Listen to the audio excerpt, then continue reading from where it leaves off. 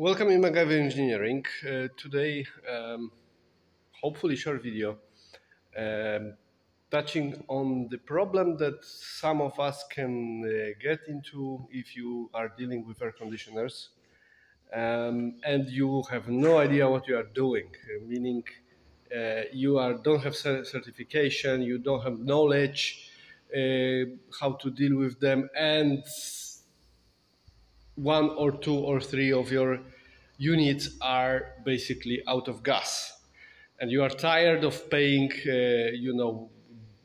bunches of money every time the AC guy comes to just refill it with the gas, because those gases are expensive, and the worst thing, you cannot buy them easily, because some of those things they are considered harmful. I totally agree, but some of them don't, and they still don't sell them. But there are some gases that you can buy off the shelf. Let's say this r290 or r600. You can just buy the bottle of it, and it seems that this could work. I mean, of course, if you have the system that is running on that gas, there is no problem whatsoever. The problem is if you have air conditioner that is running on another gas and you would like to convert it. And here starts the steps, and really I spent weeks researching that and going from different sources and asking that question, because there is no video on the internet that would answer that questions. If the answer is yes, but the more important, how to go from one gas to another, and this topic doesn't exist anywhere. Okay, so I have here a unit that I disassembled just for that purpose of experimentation. I don't know if the sun will, if there is enough light to see that. This is r410 unit. And I started to experiment with that. Initially, really not even, doing the proper research. I just, because it was empty, I disassembled it, I took it off the wall, and I fill it up with one gas, then another gas, and I saw the effect. And it's working. It's working. It's giving the freezing temperature. The only thing is that it doesn't give it enough. And from all the opinions on the internet, those gases are actually more effective. The r290 is more effective than r410. Why it doesn't work? So finally, I found a very good chart on the Linde website. They are, producing gas, selling gases, different gases, and they have a very nice chart of comparison of different refrigerant gases. And this is what we will get down to. I will just, let's say, change my camera angle, and then we will take a look on this. Uh-oh. Perfect. Okay, so we have 2 pages of that document, the most important pages. The rest of it is just the head and tail. And let's say the second page of this tells us about the applications of a particular gas, and where should you use it or not use it. And here we can see, for example, my initial gas, 110a. You can see that it's used in air conditioning systems, That's good. So let's say r600, if we take a look on r600, it's not. You cannot use it in air conditioner systems. I mean, probably you could, but its physical, features will make it very inefficient gas for that application. And Believe me, I tried, and it does work. It just boils off way too quickly and cools off way too quickly. So the coils are basically in room temperatures. And r290 is actually excellent gas for air conditioners. Yeah, and this is where you would probably want to go if you would like to do that conversion. Another gas that I could consider to go from r210, because it's kind of a gas that is not really how you call it, eco-friendly, and honestly I would like to take them out of the equation. I would go to r32 because this gas is much safer. It works in similar range of pressures and is air conditioner let's say friendly. Yeah. Now the second page, I mean the first page of the document actually, of the table, tells you about some other details, like for example the name of the commercial name of the gas under which you can actually find it on the shelves and so on. Boiling point and the critical point and the pressures. These are the important things if you would like to consider going from one gas to another. And one of the most important thing for us is type of oil that is used in that particular gas system.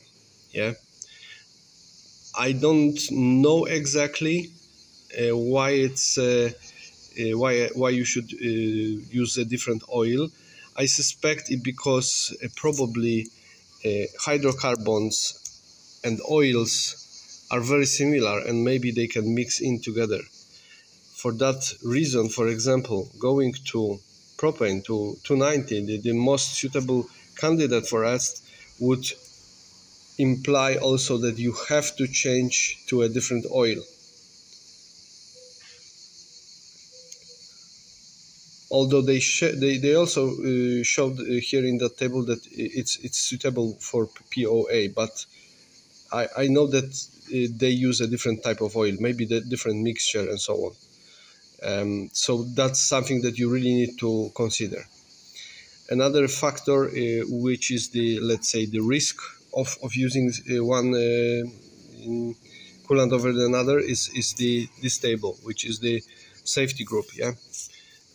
So R210 is very safe. Yeah, it's A1 group.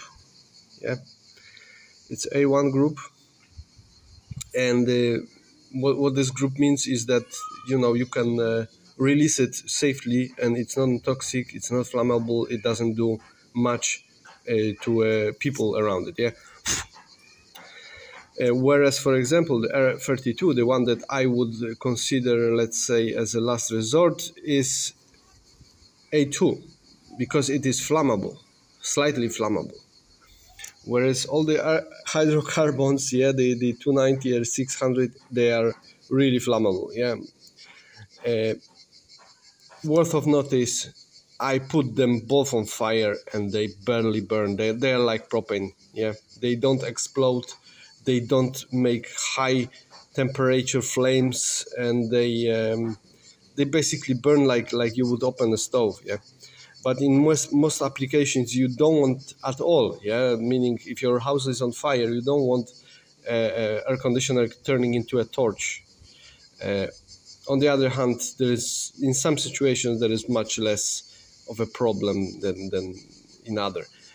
After all, I have R32 air conditioner, and there's really no problem with that whatsoever.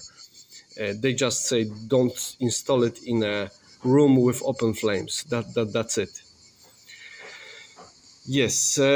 So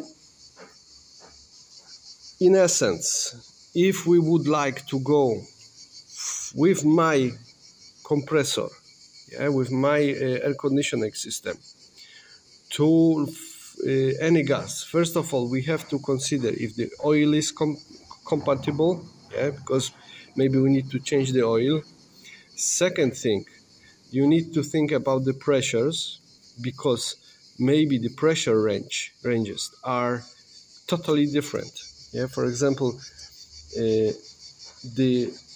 600, ISO 600 and the r210, they are completely different pressures. They are boiling at different point. They are evaporating at different pressures.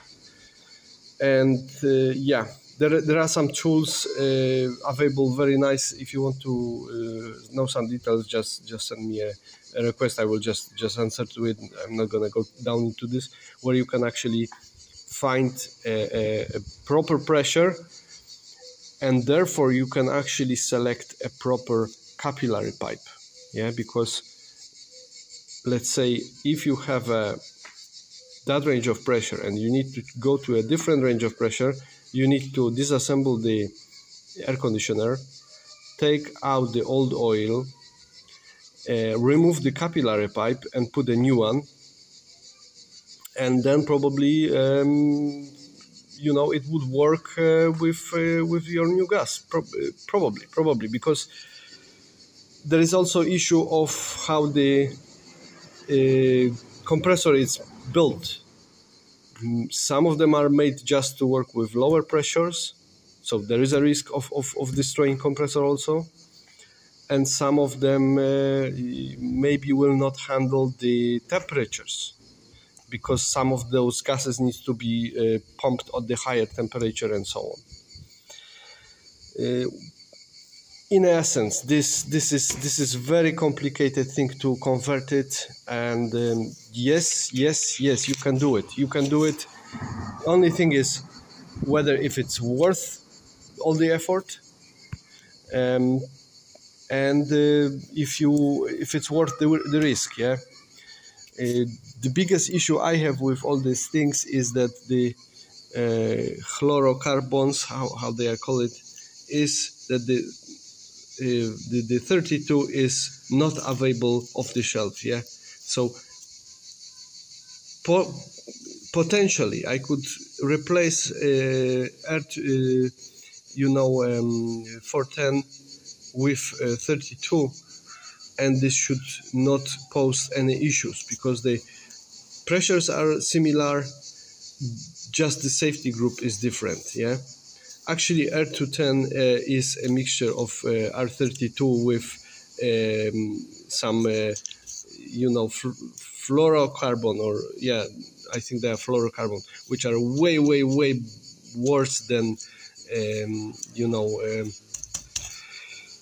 than all the other gases, just to make it into the better safety group. Yeah, and make it like it's not flammable. Yeah. Yeah, I think I'm gonna close that video, and I hope that provided more answers than questions, and if you ever make such a conversion, you will send me a message and share it with me. Yeah, more videos coming soon.